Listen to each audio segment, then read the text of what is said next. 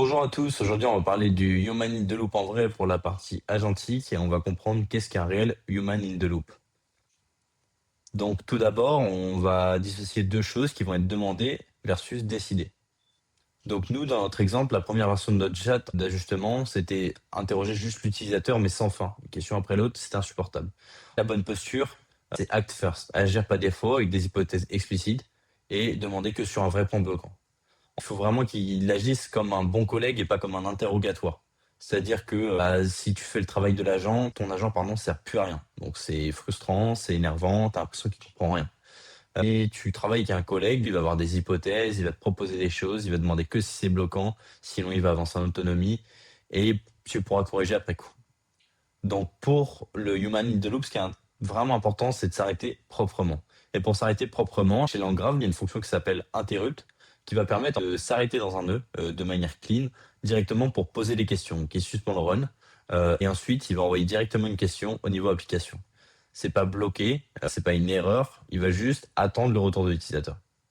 Donc nous, voici l'exemple de ce qu'on avait, de ce qu'on a mis en place en termes d'agents. C'est un agent pour générer de la roadmap, donc avec 5 nœuds directement, dont des nœuds ici qui vont pouvoir boucler de temps en temps, review et draft.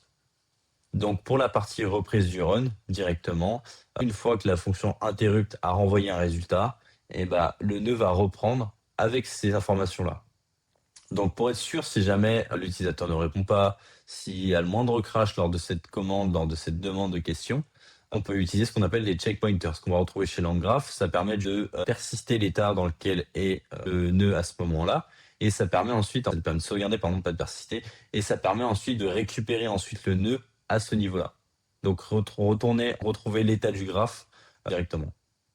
Donc pour conclure, je vais vous lire directement la conclusion. Le human in the loop, c'est pas demander plus, c'est demander mieux. Donc agir par défaut, s'arrêter uniquement quand ça compte et reprendre proprement grâce à un état durable. L'agent devient un collègue à qui on fait confiance par un formulaire.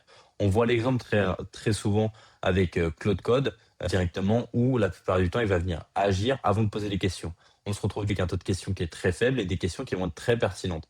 Le but d'un agent, c'est exactement ça. C'est d'éviter de se retrouver avec des prompts, par exemple, qui vous posent des questions et qui pas rester dans la durée. C'est ce qu'on va voir avec du prompt. Sur de l'agent, le but, c'est qu'il soit à 90% d'autonomie et qu'il ait 10%, voire 20% peut-être où il peut vous poser des questions. Donc, juste pour faire un point rapide, pour ceux qui me connaissent pas, moi, je suis Julien Mauclair de chez Stralia. On fournit des équipes cloud complètes aux sociétés sur AWS pour optimiser leur déploiement, leur architecture cloud et évidemment leurs factures. Aujourd'hui, on sait que c'est un gros besoin sur AWS. On sait que tout le monde n'a pas forcément, d'une part, les compétences pour pouvoir embaucher des personnes qui vont qui vont trouver des talents qualifiés. Donc nous, aujourd'hui, c'est des équipes qu'on a en interne. Ça vous permet d'avoir directement en 21 jours une équipe complète pour votre partie cloud et optimisée. Donc n'hésitez pas si vous avez des besoins sur la partie Stralia et si vous avez des questions pour tout ce qui est agent, n'hésitez pas à m'envoyer un message directement, que ce soit sur LinkedIn, TikTok ou Instagram.